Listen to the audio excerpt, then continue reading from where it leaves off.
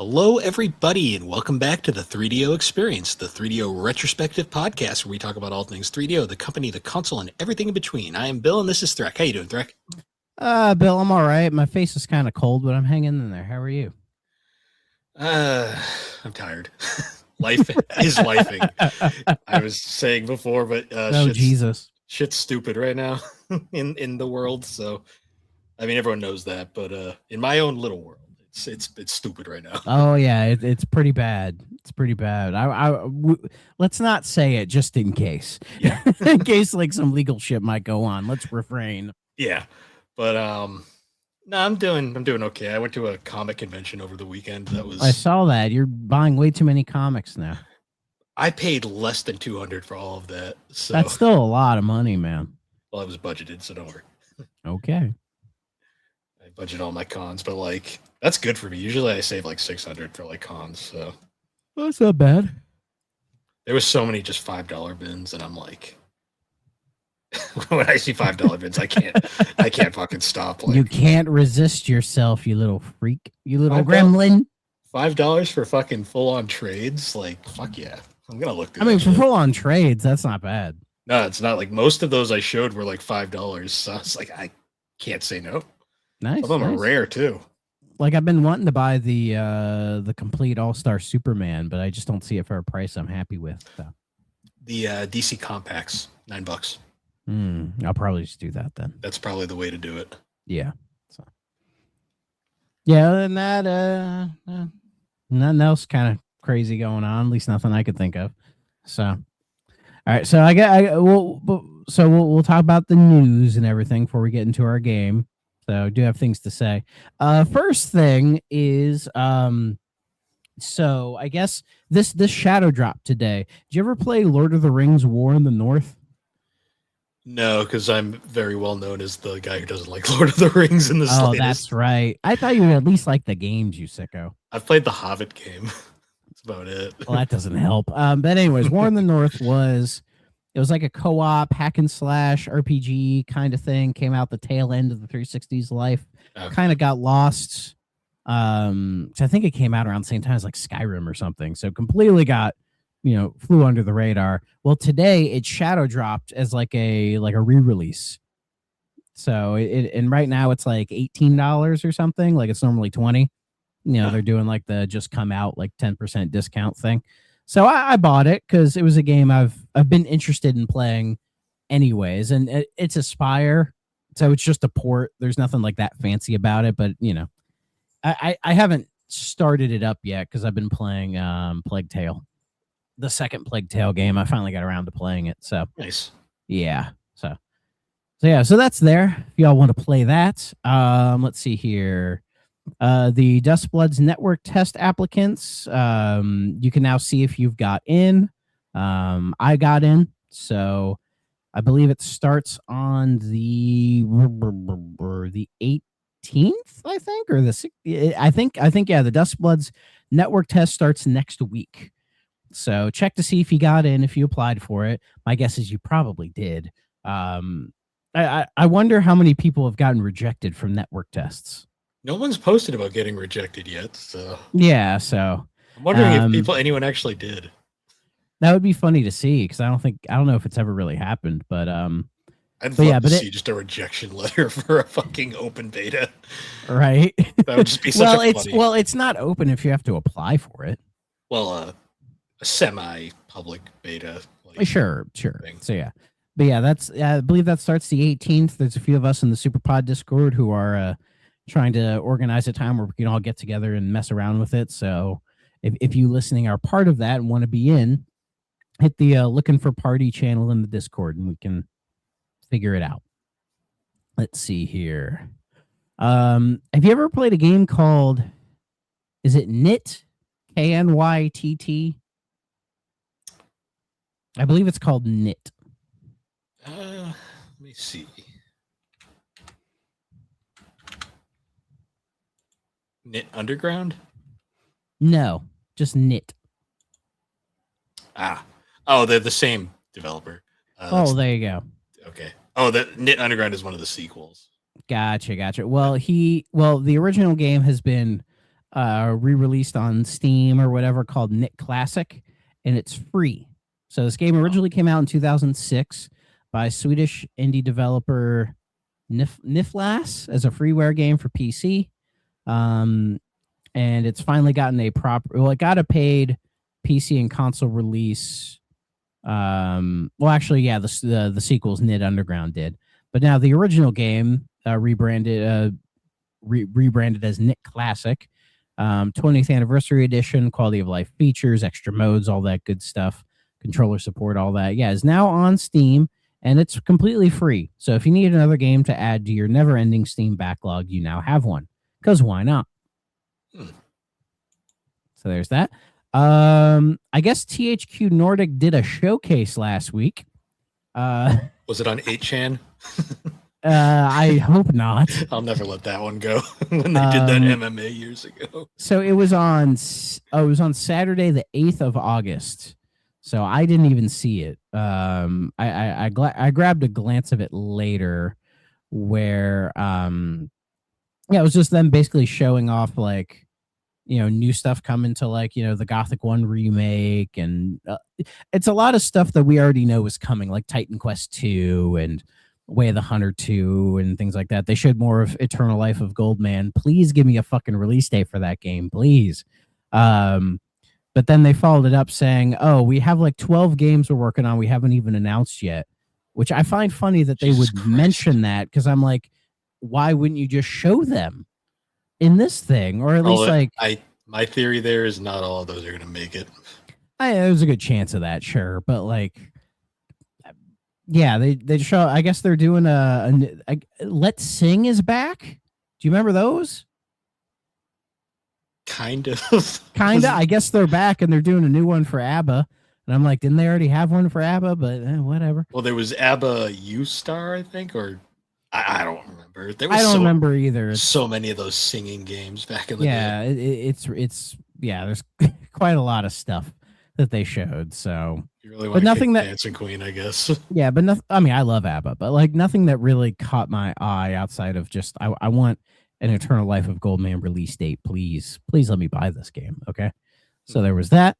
So last week there was a big old Ghost Recon 25th anniversary stream. I don't think it's still there anymore, but on like Ubisoft Connect on PC, you could claim Ghost Recon Future Soldier for free. They had that for like a week, so you might not be able to get it anymore. But the cool thing they did was for Ghost Recon Wildlands, they did a big free update for it called Last Rites, which it gives it like a new mission called Last Rites with like a whole new character and everything. And they actually they listened to everybody and made the game 4K 60.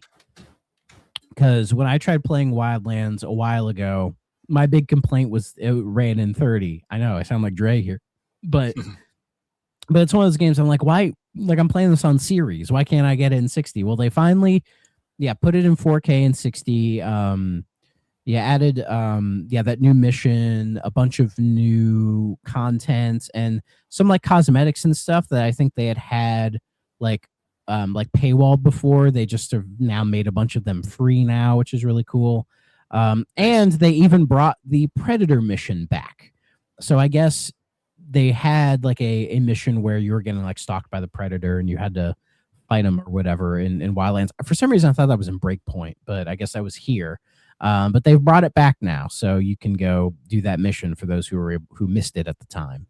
My guess is they probably dropped it because of rights reasons, because it was around for like 3 years. So the fact that they actually went out of their way to bring it back is pretty cool, I'd say. So, and all this like new updates to Wildlands are free. So it's worth playing. And Ghost Recon Wildlands is a really good game. I do recommend it. It's a lot of fun. It reminds me of like Mercenaries Playground of Destruction, because it's just this big open world where the goal is to like, you're trying to get to like the head of like a cartel, and you just like one associate at a time. Like you get to one section of the map, you take it over, and then you just kind of keep going until you eventually reach the end. It's So like back in the day when like the concept of like a big open space was still kind of like new. well, it came out in 2017, so it was the same year as Breath of the Wild.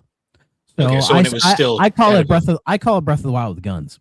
Yeah, it's kind of that early like when like the open world craze before it became tired and overdone. Yeah, it was like right at the peak of the open world craze, because I feel like when we hit the Switch generation, it started to go down.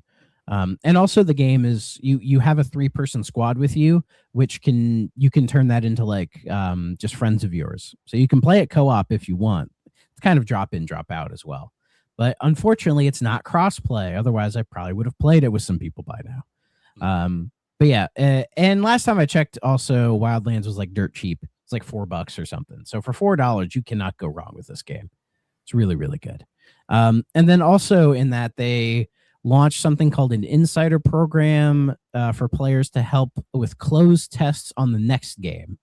So they like kind of announced the next, or that they're working on the next Ghost Recon, but they didn't really give any details. They're just like, oh, if you want to be our QA team, sign up and you can be our QA team. That's what it came off as, really. I probably will not be signing up for that. I think I'm okay.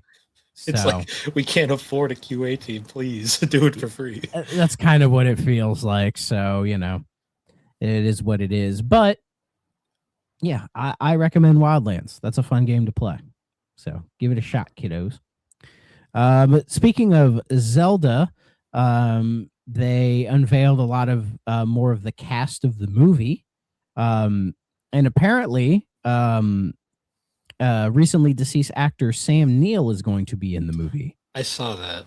Yeah, so they didn't say like what role he plays in the film or anything like that, but I guess he had done maybe he did all of his scenes already or whatever, but they are going to keep his role in the film. So it will be like a posthumous kind of thing, which is not uncommon. It happens actually more often than you'd think. So I'd be curious to see who he is. I'm trying to think who Sam Neill would even be in a Zelda movie. That movie, I'm like very skeptical on. Like, that's fair. I mean, I'm not a Zelda guy in general, so like I'm not super inclined to see it personally, but if I hear good things, I'll probably check it out. It's kind of one of those like that's going to be a touch and go kind of movie. I probably won't see it because I'm really not that interested. I'm honestly more interested in the Street Fighter movie because I saw the trailer and it looks stupid as fuck, and I kind of want to see it. Well, you have fun with that. I'll probably skip that as well. I'm sure me and Alex will do a GNC if we do end up seeing it. Because even Alex was like, I kind of want to see it because it looks terrible. It does look terrible. It looks terrible in that so bad it's good kind of way, though. For sure. Let's see. Oh, we have a little bit of slew of more GTA 6 stuff. I know. The first thing is later this month, on the 27th of August, GTA 6 is finally getting what they're calling an extended look. So I assume this is gameplay. We'll see, right? Or it's an announcement that they're converting it to a subscription service. Just as one final that would be middle hilarious. finger. So this is, for some reason, this part I don't understand.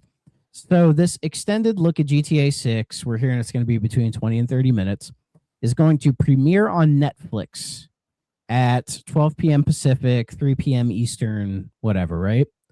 But also that same day, it will come out on the Rockstar Games YouTube channel 6 hours later. Why? How much do you want to bet Netflix signed a deal with them? Like there's some sort of like backdoor deal because Netflix knows there are some GTA fucking psychos who will start a subscription just to see it early.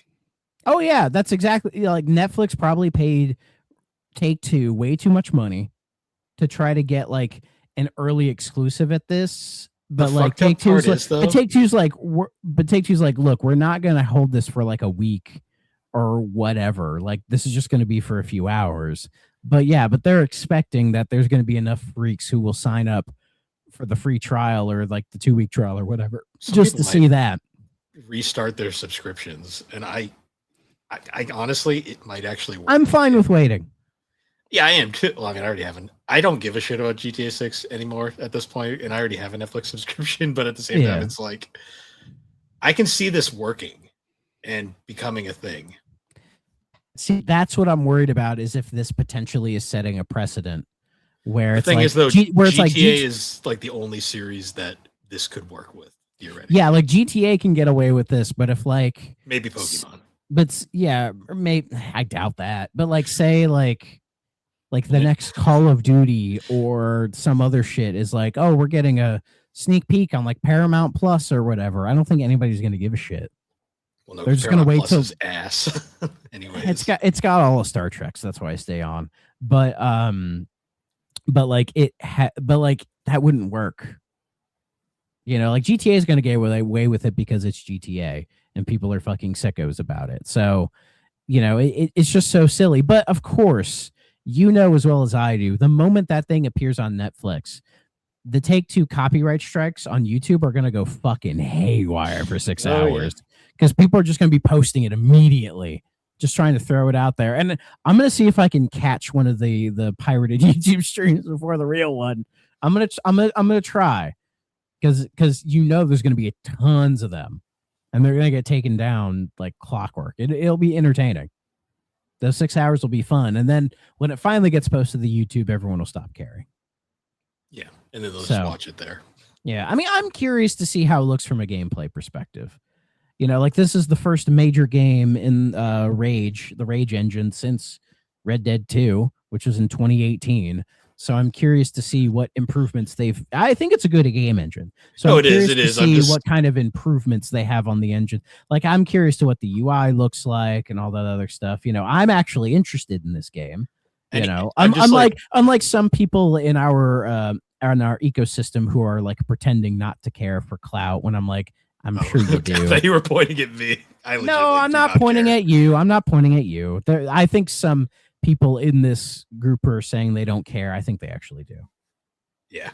Again, people are just trying to be cool contrarians when it's like, no, just admit you're excited for it. It's okay.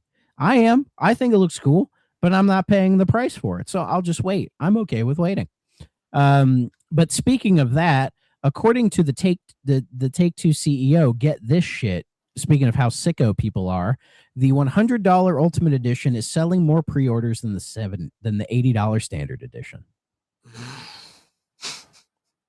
And according to them, this industry is fucked.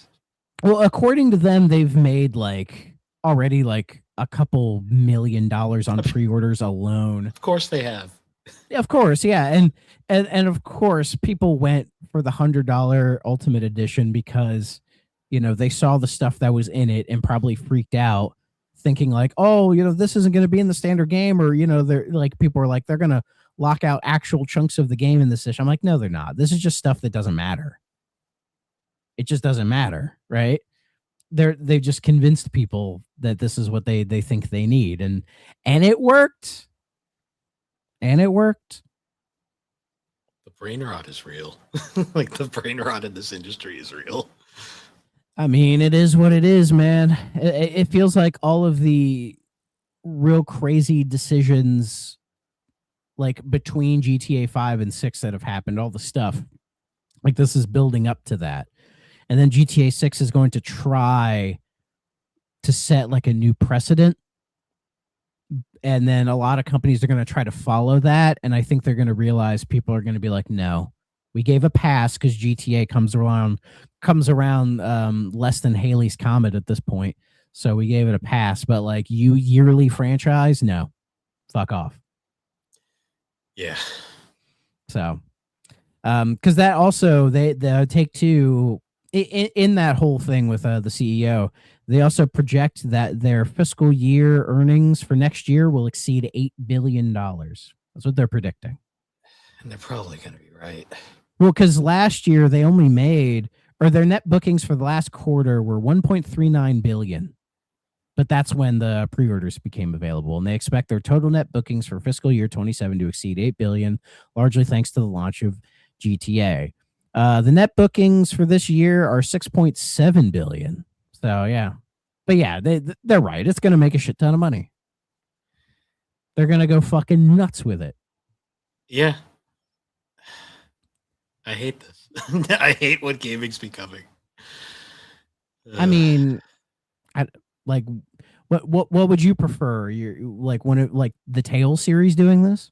Would that make you feel better? No, I'm just the more and more this stuff happens, the more I'm just kind of like, just being a full-time retro gamer sounds nice. And I'll just do that for now on. I mean, even arguably that's more expensive.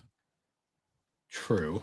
Well, emulation. It depends on how you do it. I mean, even then computers are getting crazy pricey.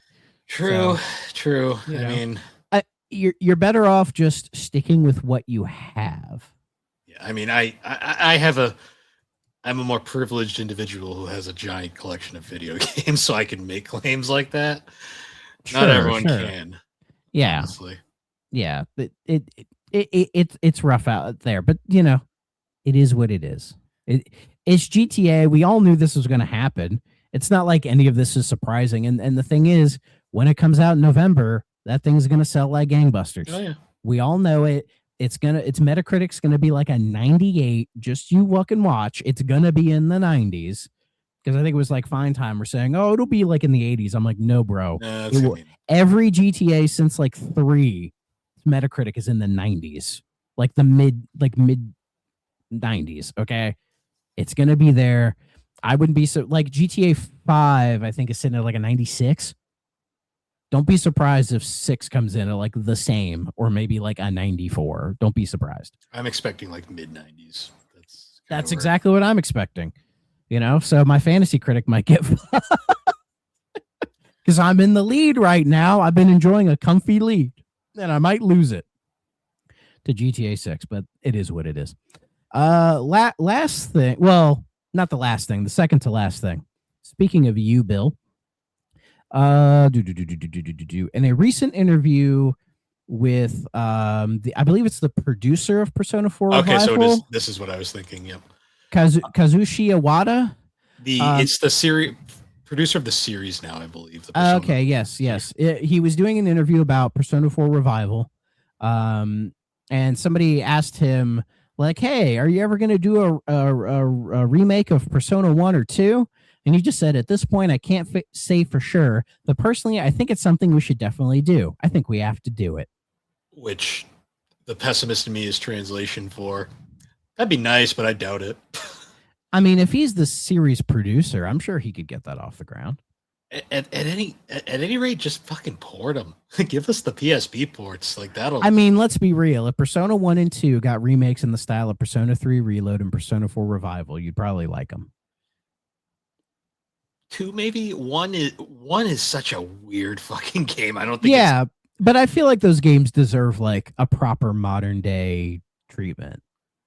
2, especially when think about it like this. There are people for this new Persona 4 remake that's coming out are saying finally a version that doesn't look like ass. And that makes me want to fucking strangle them, but it's an unfortunate reality. So there's no way those people are going to play ports of 1 and 2. Well, those 1 and 2 deserve a bigger audience than they have, and the only way to do it is to give it like the Persona 3 Reload treatment. And I think they would be cool as shit. They would be. The only problem is the people who make those claims, they would play 1 and 2 and hate them for completely different reasons, because those games are very Atlas. Like very Atlas. I've not played 2, but I've put some time into 1, and I like 1. I think 1's really cool. 1's a good game. It's jank as fuck, but it is a good game. Yeah, jank, but fun. Like, and it has the best song. And it has the best song in the entire series. And you've played the PSP version, which fixes a lot of the jank. Yes. And as I said, it has the best song in the entire series, School Days. It is. The PS1 original. Whoa, that game is. It's like Dragon Quest 7. Don't bother. Well, you kind of want to just to see that translation, because it is. I mean, if you're amazing. A hardcore super fan, you should. But most people, I would say, just don't bother. No, don't waste your time. If you desperately want to experience that, find a PlayStation Classic for like nothing, because it's on there. Yeah, I mean, if you really want to play it, you can play the PSP version on your hacked Vita, or the PSP emulation is very good these days. Persona 2. Because the original does not have School Days. The remake does, so it's automatically better. Yeah. Persona Do. Persona 2, on the other hand, that game is kind of the point where you see like the transition is starting, but it's still kind of that straddling the line of like old school Atlas, like Shin Megami Yeah. Tensei and modern Persona, because that was the first Atlas RPG to be like a third person game, not a first person one. Yeah, exactly. Yeah.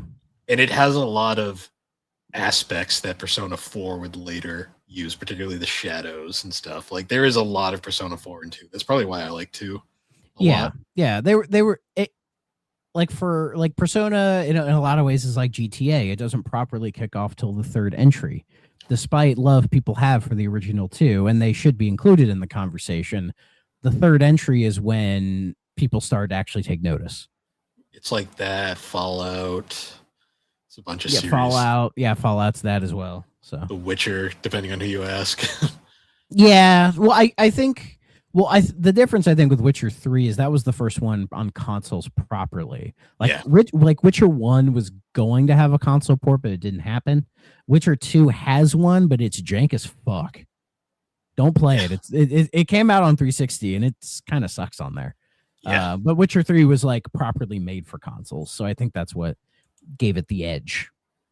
Yeah, in that way, you know. And also by the time that game came out, Western RPGs had their renaissance, so people were ready for it, you know. I'm actually the only reason I'd be skeptical on a Persona 2 remake right now is because there's one very key thing about Persona 2 that would make it kind of in the social climate right now. There's an aspect of Persona 2 which I'm not sure how that would go over right now. I mean, people still whine about Kanji and 4. That's different though. Sure. This is Persona 2 has straight up Hitler. It's like it is hilarious. I mean, I could play Wolfenstein just fine. Well, I love the censorship they did in the PSP remake because they just gave him shades and called him the Führer. Just do that. It was so funny. Just do that. That sounds funny. It's just Hitler with shades, and I'm like, what the fuck are we doing? That sounds awesome. Oh, it's funny. Who's complaining about? I think people would like this. I don't know. People complain about a lot of things these days. I mean, yeah, but like that doesn't seem like the worst thing. No, it's not. It's one of those things where I'm always like I'll never forget when me and Alex did our first Persona like episode of GNC. I'll never forget her like being talking about, and she'll be like, she's like looking up Persona 2, and all of a sudden, I'm starting to explain. All of a sudden, I just hear Alex go, "Why is Hitler here?" And I'm just like, "Why wouldn't he be?" I'm like, about demons, right? It's not actually Hitler. It's the embodiment of evil, using him as their little disguise, sort of. The fact that could be seen as controversial these days, I think, is a disgrace. Yeah, just my opinion. It's also Japan. And they have a more complicated relationship with him than we do. Yeah. Well, that's debatable because, you know, we brought a lot of Nazis over here and, you know. All I remember is it was the reason why Innocent Sin didn't come out over here originally. I know that was the big part of it. There's a lot of shit. Gotcha. Either way, I'd have to relook it up because it's been forever. All right. Well, the last thing we have is 3DO related. I have one other news story for after this, but okay, so I'll do mine. So I was just, you know, browsing the 3DO subreddit as you do. Shout out to anybody listening to this that discovered us through the Reddit. Thank you. But I just happened to see this. Some dude is working on something called the 3DO Decomp Project. So, you know, we've been having those decompilations of like N64 games and things like that. Well, this one guy, Trap Exit, not our exit, a different exit, has posted that he is in the middle of working on it. So actually, I'll read his Reddit post. It's fairly short. It says, I've kicked off a project to decomp and release any and all 3DO retail releases. All code generated will be buildable for and run on the original hardware. It'll all be released under the GPL license, allowing for people to port to other platforms. You can read more about the project from the Patreon post. So he links his Patreon where he has a whole spiel on here about why he wants to do this and all this other stuff. He also has a Twitch stream where he's like streaming working on it, and he even has a YouTube channel at Trap Exit. where he's made a couple videos talking about some of the work, definitely more in like the hardcore coding side, where it's like, oh, like this function does this and that and all that. So if any of that interests you, go check it out. In fact, Bill, I'll probably send you the Reddit link, which has everything in it, so we can put it in the show notes. So if people are interested, they can go check it out.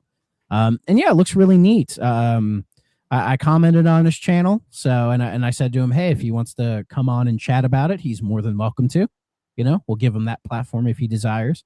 And also probably when this starts slowly rolling out, we can probably look at these games again, because he's showed off like Road Rash, Plumbers Don't Wear Ties, and Return Fire are like the 3 main games he's working on at the moment. I love that. So when those get fully decompiled, we'll probably do an episode in the future where we cover those 3. Nice. At least I think we should. Yeah. So yeah. Shout out Mr. Trap Exit. Nice. So there was another news thing that like literally just dropped. I saw it over in the. Well, it's technically a rumor, so I should specify. Okay. This was dropped over in our friends over at the Friday Night Gamecast Discord. Apparently, the rumor going on is that Pokemon Winds and Waves will be directed by Hiroyuki Tani, the director of the Sword and Shield DLC, and Katsuhiko, Ichiraku, the director of the Scarlet and Violet DLC. This would mean after 10 years, the era of Shigeru Omori as the director of New Generation Pokemon is over. Is that a good or a bad thing?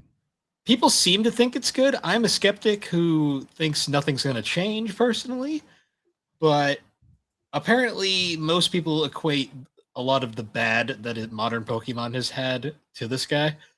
So we'll see. I mean, getting younger blood into these like things is always good.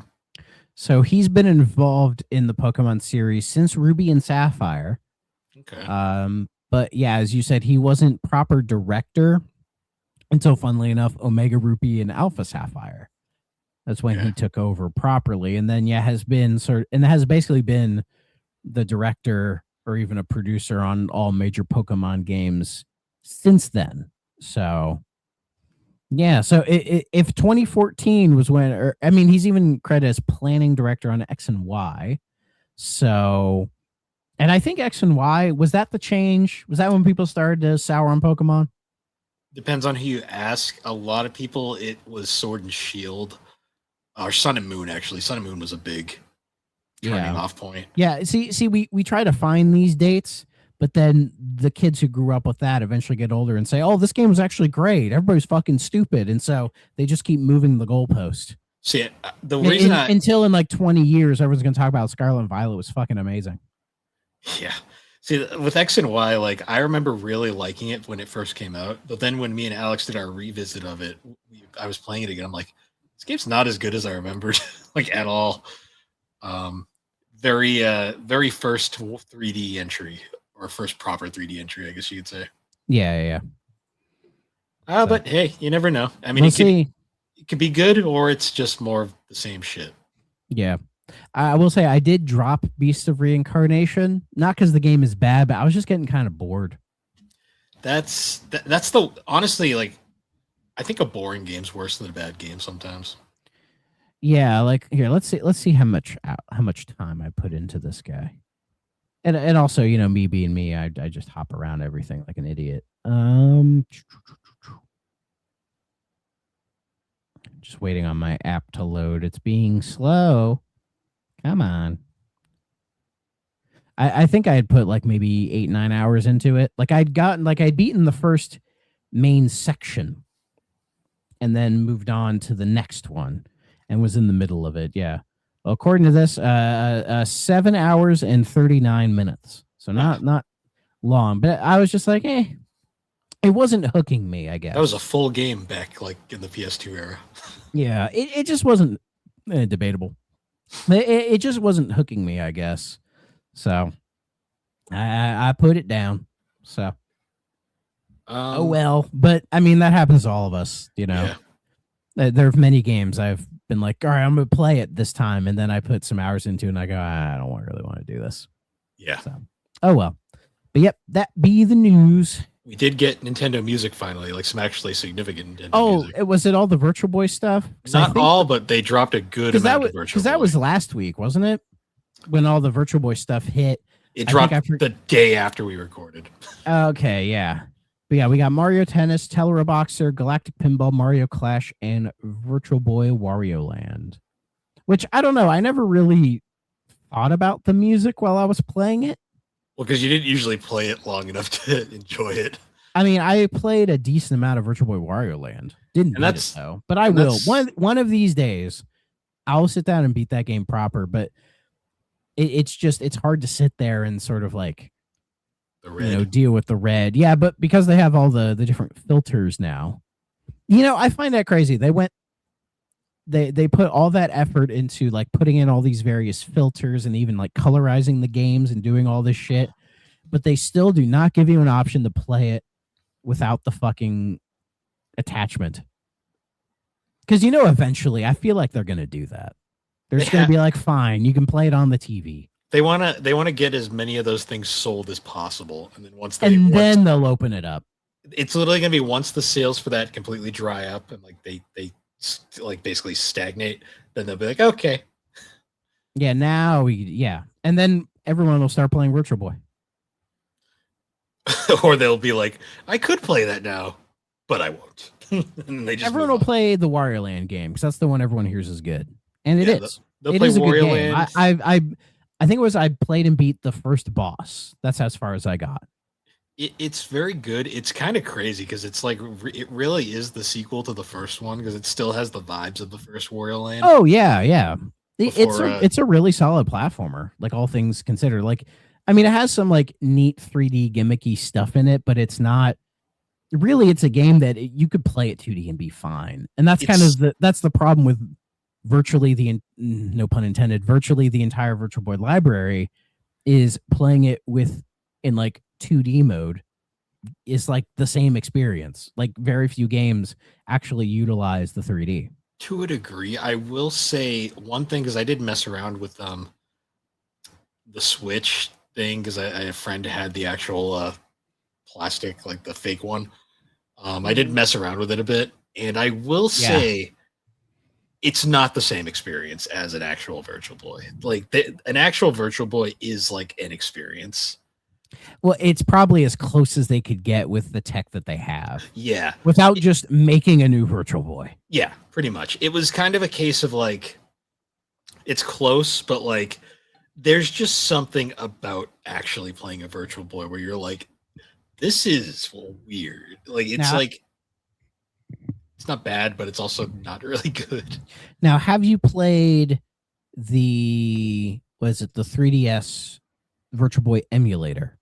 I have not. Okay. Because I feel like comparing them would be interesting.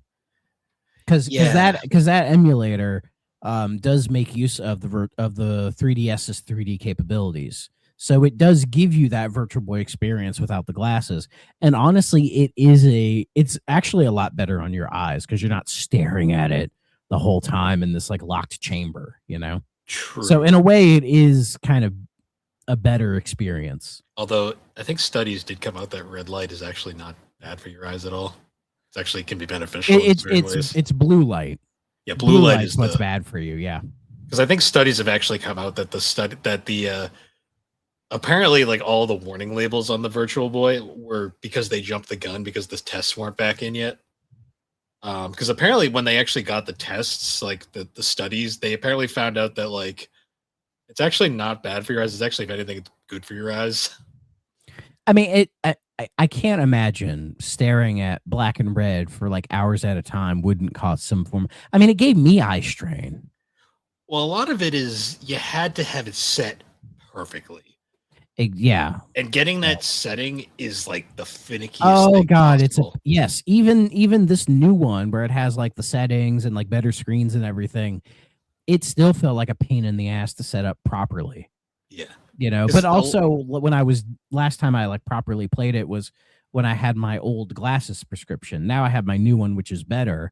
And I'm sure if I tried to set it up now, it would be better because because also if you're a glasses wearer, I imagine the Virtual Boy is probably more of a finicky experience. I'd honestly have to try it. It's been forever since I pulled that thing out. Well, one of these days we'll do a 3DO on Virtual Boy Wario Land. Yeah, or the series. Might as well, right? Yeah. I mean, it'd give me an excuse to play Wario Land 4 again. I'd love to play 3 again. Right. And 4. Honestly, all of them. It's weird that 1 is kind of like the weakest one, and 1 is a phenomenal game as well. They're all funky beat. Well, we could play the Wii one. Shake It, yeah, that game. Which people either don't know is a thing, or they're like, I never played that. Because that came out late, I think, in the Wii's life. I don't know what's more obscure, that or like the... when did Wario Land Shake It come out? That was... 08, I think. Oh, wait, yeah, so that wasn't late at all. It was like right in the middle, but like it was a 2D game before like the 2D revival really started, and no one paid attention. Yeah, and it was done by Goodfeel, the people who did Epic Yarn.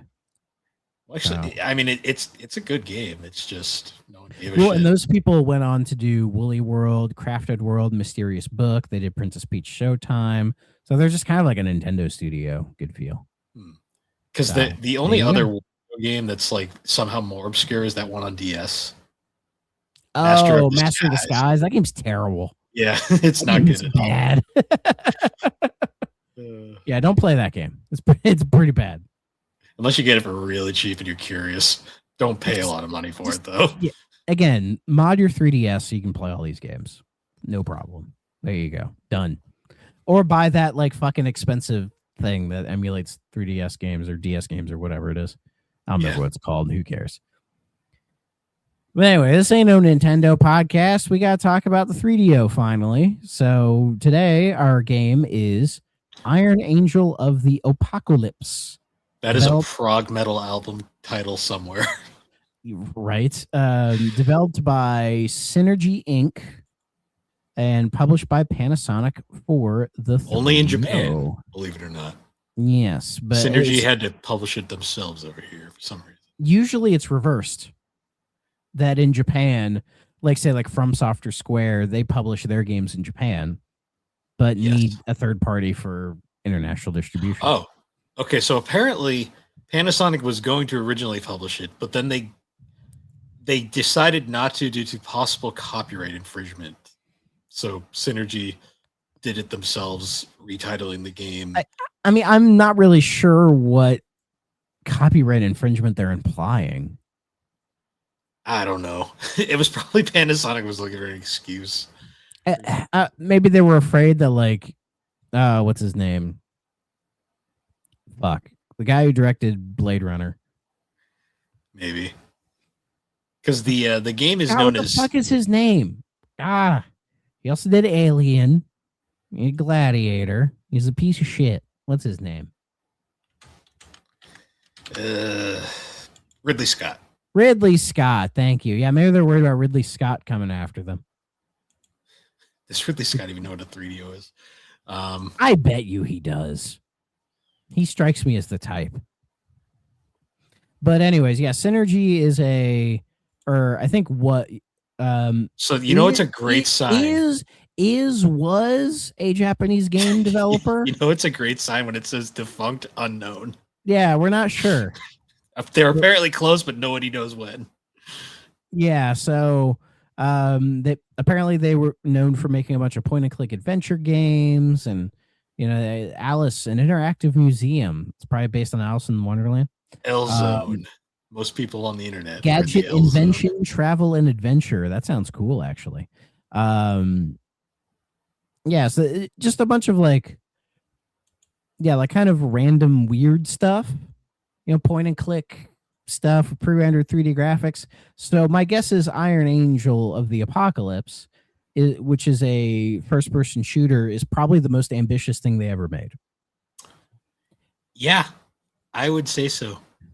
Yeah, and so it's a first-person shooter where the plot, the premise is Are we a dude in a suit of robot armor, or are we just a robot? That opening cinematic confused the fuck out of me. It's kind of good though. It looks great. It's moody. Again, it's very Blade Runner. You know, it's moody. It's setting up this atmosphere. There's Japanese narration. There's like a Japanese guy talking as well. The game is weirdly unsettling. They couldn't afford a dub, so they just threw some subs in there, which, you know, whatever. I'll give it a pass. And yeah, it's this guy. What the fuck is his name? That Tetsujin, I believe, is the guy Tetsujin. like on the screen. That's the name of the game in Japan. Yeah, and it's almost like a Big Brother type thing where he's talking to you. Again, I think you're a robot, like not a dude in a suit of robot armor. I think you are a robot. Like he's trying to create like a killing machine, and there's like a screen where he's like talking to you about how you're gonna like help him or whatever. But he's like, "But I need you to come to the top of the building so we can like get this started for real, dude," or whatever, right? So the only thing I'm not sure. So according to the Wikipedia synopsis, in a tower rising high above a desolate city, a mad genius scientist pursues his experiments. His mission to create the ultimate killing machine and purge the world. The means of achieving this wild ambition will soon be set in motion. All that remains is the last piece of equipment for Tetsujin, and you, in parentheses, which is the player, have been chosen. Yeah. And so I don't know what that means. I can't tell if that means you're in a robot suit or you're a robot. It's very unclear. So according to Moby Games, here, the player controls Tetsujin, a cybernetic being created by a scientist who intends to use him as the ultimate weapon. The scientist's plan is to purge humanity and place his new creation at the center of that destruction, which, you know, makes sense, right? So you are Tetsujin. And yeah, this guy, the mad scientist, basically, you know, who again is like real moody. The guy who's doing the performance does a really good job. The vibe of this game, because I was sitting here like jaw open, being like, "What the fuck kind of setup? This is like well done." So it doesn't feel cheap or half-assed either. What's funny about this? So this game is unsettling in like such a weird way. Like it's weird. It's actually it kind of threw me off because it's not a horror game. No, it's not. But it's like it's actually perfect for like an apocalyptic, like desolate setting because it like literally you're like, I feel uncomfy playing this game. Like it is odd. But I had this weird thought when I was going through, like, so we've played a bunch of first-person shooters on 3DO. Oh, we have. And not counting, say, like Doom. I mean, Doom doesn't count. That's barely a game. Wolfenstein, like, obviously not counting the games that were already games before 3DO. When you think 3DO in like the 90s, you think like that edgy shit. But most like 3DO FPSs we've played at this point have either been like goofy or just kind of lame. Or we had like maybe like I guess Escape from Monster Manor is like the only really. I mean that's it. I mean it's goofy because you know it's like ghouls and ghosts and all that, but it's a very well made game. That one's well done. I was thinking more like something like PO'd or like Cyberdillo. Oh yeah. Just like these games are just bizarre. Like we haven't done Killing Time yet, so I'm not including that one. In my we'll thing here. Stay tuned, kids. We'll get there eventually. But I was like, this is like the first one we've played that I've actually like this game's edgy, like in like that 90s way. It feels like it doesn't come off as like cheesy or corny either. It just feels well done. I don't know if that's just like maybe it's like the Japanese edge to it that maybe it probably has a bit of an Akira influence on it. Oh you know, which I feel like isn't blatant. It's a if you know type of deal. Well, Akira inspired a lot of shit. So. I mean, yeah, but like even in like 94, like Akira wasn't like over here like huge. Like people knew, but it wasn't like, you know, nowadays Akira's like, you know, what you should, you know, if you're getting into anime, you need to watch that at some point, right? Everybody knows that motorcycle scene because it's been redone in fucking thousands of different animations. Yes. But by this time, it was still fairly new. So I think that's what gives this kind of a fresh edge to it, you know? But then the issue is you start playing the game.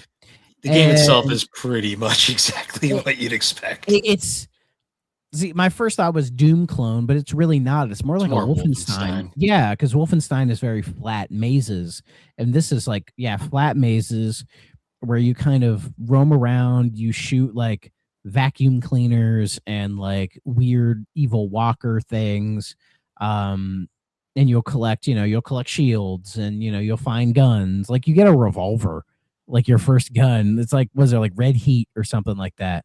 And you're just shooting things, kind of roaming around, and what I found was like the controls are not great in that, like you can move up, you can move forward, back, you can turn left and right, and L and R strafe, but when it came to like the D-pad movement, you could only do one at a time. So if I wanted to move forward and turn, I couldn't. I had to move forward, stop, turn, and then keep going. It's got tank controls. Yes. What's funny was when I was playing this with Junior, because Junior was here when I was playing it, he's like, this is tank controls, Dad. And I'm like, yes, son, you're right. I've taught him well. I've taught him well. He would only know tank controls from me. So it's like legit tank controls too, not like a lot of later tanky games are kind of like you can still kind of like move. But when it could be just me, but when it's a first person game, I don't mind the tank controls as much. Yeah, well, especially if you can strafe, because that does help with a lot of Yeah, but it's not like the enemies are incredibly hard or anything. Like the game is very kind of self-explanatory. You're just sort of trying to get to the top floor of this building, which apparently is 30 floors. Which is crazy. I only made it like 10. I was like, I got to like 12. Because I will say, like, once I got used to the controls and I started playing it, I was having fun with it. It's not bad. Like the gameplay is fairly simple and straightforward. Like it's not trying to be something that it's not. It lures you in with like a really nice intro, and then once you start playing the game, you're like, oh, this is just kind of your standard, like early first person shooter type thing where you're just kind of roaming around, these like corridors and sort of big areas, and you'll occasionally find an enemy, and sometimes you struggle to shoot him because he's not like in your crosshair enough. Yeah. But you take care of them, and then you move on to the next floor. And what I thought was hilarious the first time was when I moved from the first floor to the second floor, it was instantaneous. There was no load screen. There was no like animation or anything. You just push to go to 2, and it's like, all right, we're in 2 now. And I was like, didn't expect that. Such a quick load time for this game. To be fair, there's not a lot to load because the environments are pretty samey. Yeah, but also, well, they change as you go. Like it feels like the game is kind of sectioned, where it's like these floors are like one section and these floors, kind of a thing.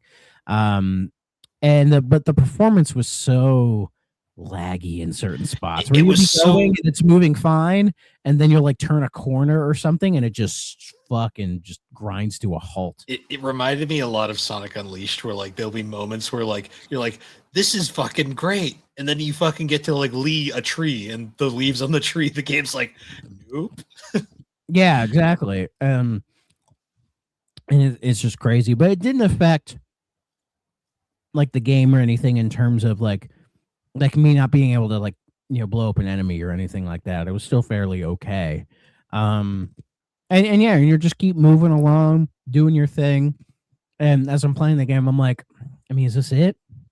I mean, it's fine, but it's kind of whatever. It overstays its welcome a bit at times. I mean, for 30 levels, and I for 12 floors, I played it for quite a while, but I think because I got to a boss. It was like, floor 10 or 8 or something like that. Where it was the tank where you have to like go to the sides or the back to shoot it. Because you run into basically C-3PO. Mm-hmm. Where he's like, dude, you can't go up there and do the bidding of this mad scientist guy. You need to get up there and stop him. Yep. Basically saying you need to do this. And it's like, I guess you just go with it. I think. I don't know. It doesn't really... Your character doesn't speak or anything, and there's no real confirmation that like it's just like, okay, I guess we're on his side now. which is it's so dumb. The other games have done that. Like there was it was one of the Call of Duties, I think it was Advanced Warfare, where you are made aware of like a conspiracy going on, and your like squad is kind of like torn on which side to go on. But the game just assumes you're on the side of like the conspiracy is real. And I got mad. I'm like, what? I don't get a choice. I just have to assume that this is. And my character talked. Like he was Troy fucking Baker. You could have had a cutscene where, he's like maybe where he gets convinced that it's real and you roll with it, but no, they don't bother. But that game is like 20 years older than this one. So in both cases, it's stupid. Yeah. So, but you fight that tank, which honestly was kind of shockingly easy. And then this whole game is kind of easy. And then you move to the next like section of floors, which is like, I don't know, it was like Pac-Man or something. Like there's all these like blinking lights and everything going on. And then you find the turbo booster thing, which allows you to move at a faster speed, of course, and you can move over like conveyor belts that are going in the opposite direction. The frame rate that was already struggling. It's struggling even more. It did not like that thing at all. Yeah, it's pretty rough. And then I got to the second boss where C-3PO was like, oh, you need to like move around to make sure that he doesn't kill you or whatever. And basically that's where the game wants you to like strafe and all that stuff, but really the lack of solid control really hurts. And I died. I think after I died like 2 or 3 times, I was like, okay, I think I've had enough. Yeah. I was getting to the point where the yawns were coming in. I'm like, yeah, it's probably the time to stop. Yeah. Yeah, because this game is it's weird because like it starts out with that opening and I'm like, damn, this game is going somewhere. And then I'm like, oh, it's a first person shooter, all right. Which is funny because at first I was literally like, damn, this thing's got pretty smooth moving forward. I'm like, this might actually be fun. Then I tried to turn and I was like, oh. Like again, the game has character, it has personality, it has something, right? But I feel like it is let down by just kind of its rather generic gameplay and by the numbers level design. That was the thing that hurt it the most for me because it really, starting this up, I'm like, oh my god, are we getting another Siberia of like this game is going to be batshit? Like a game that might actually be like really neat. Yeah, like neat and like I want to know what happens because it's so fucking insane. And then you start playing, you're like, oh, it kind of the fun kind of stops and you just play an okay first person shooter. I mean, it's perfectly fine. There's nothing wrong with it at all. Like for Doom style, like, well, I guess Wolfenstein style FPSs, I definitely would play Monster Manor over this.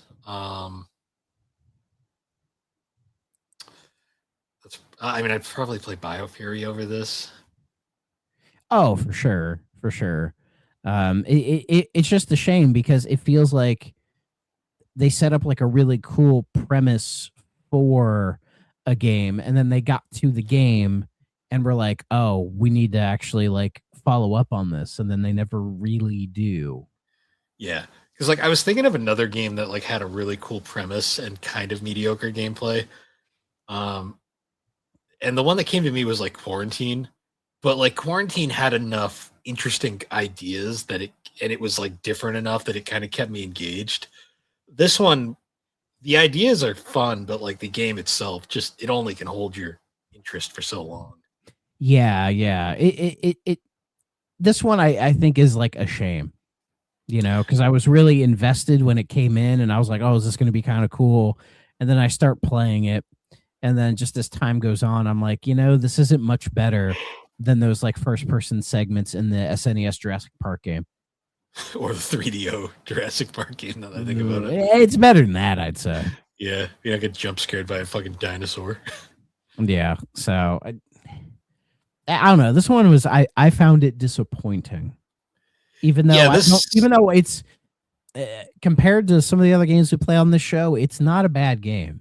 I don't have any vitriol for it. It's just like 30 levels is way too long, especially like the pacing of this game and sort of like the lack of like decent like ambiance and like decent enemy variety. I mean, the enemy variety does change as you go on, but I don't know. I just feel like you could have cut this down from like 30 floors that are all kind of samey. I don't know, maybe trim this in half to like 15 floors, you know, where it's like maybe, I don't know, every like 3 to 5 floors you have to fight a boss and go to the next section as opposed to like 8.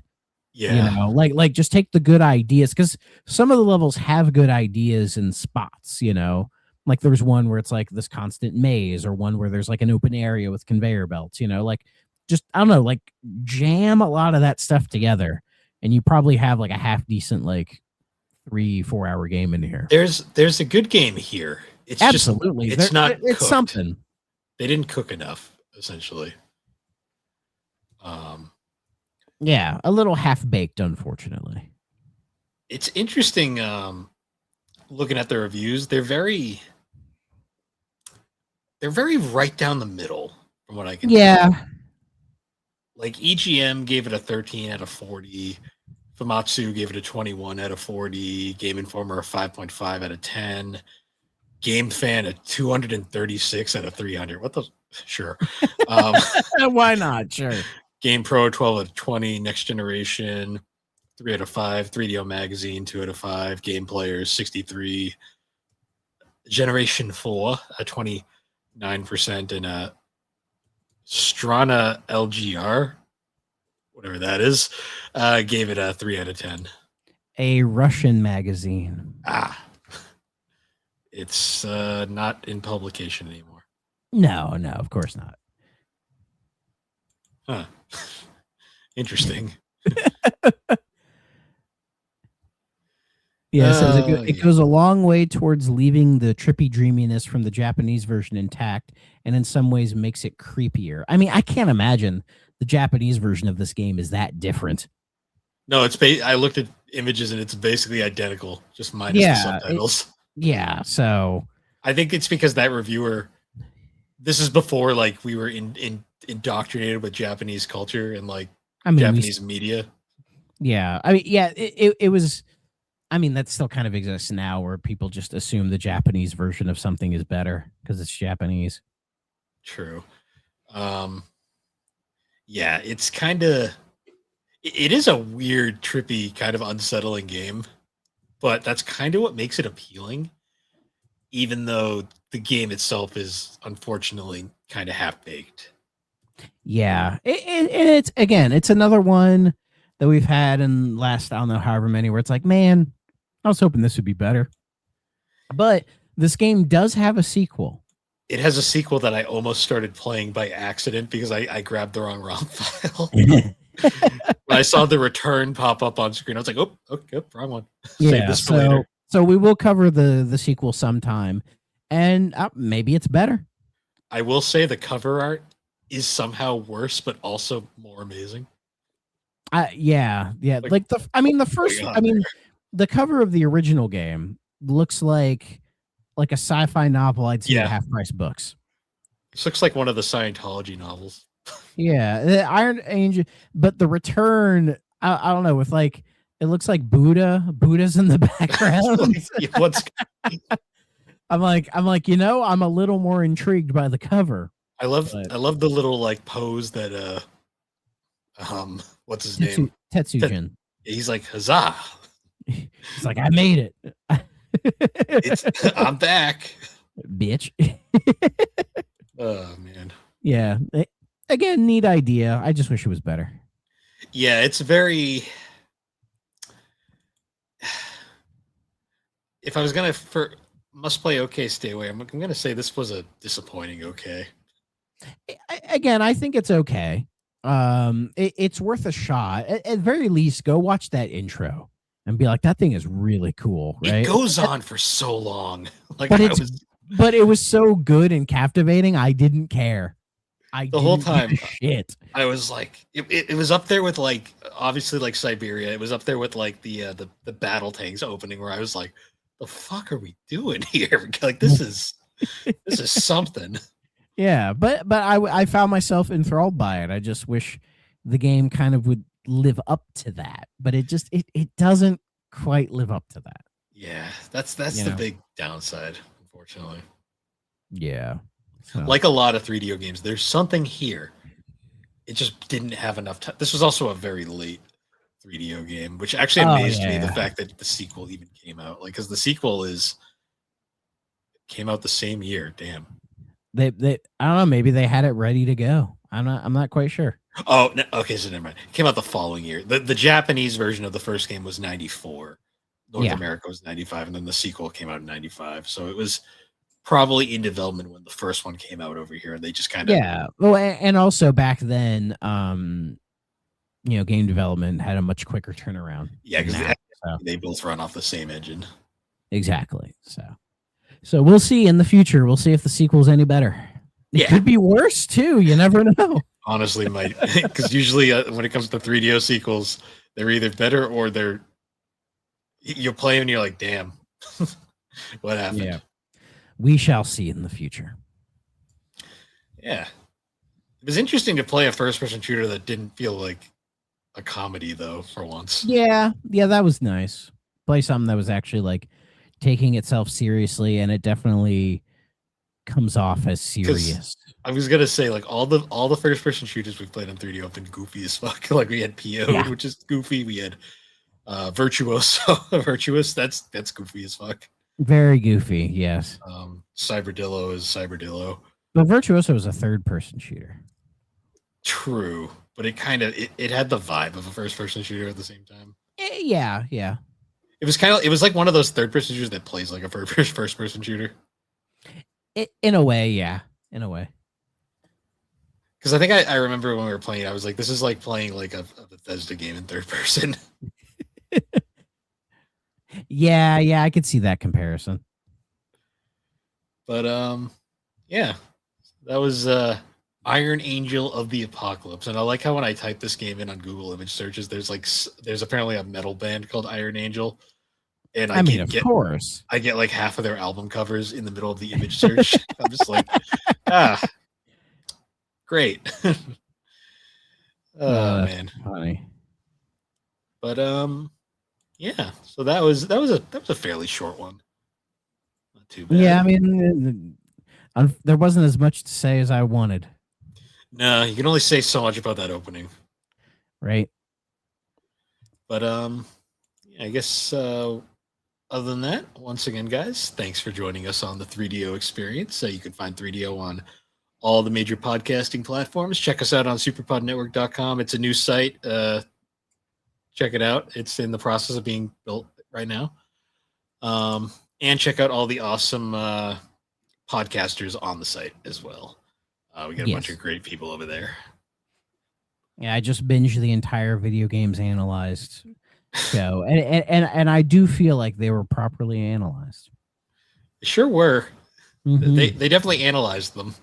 Oh yes, they put the anal in analyze. Sure did. Can't wait for season 2. But yeah, anyways, guys, once again, thank you for joining us, and we will see you all later. Bye-bye.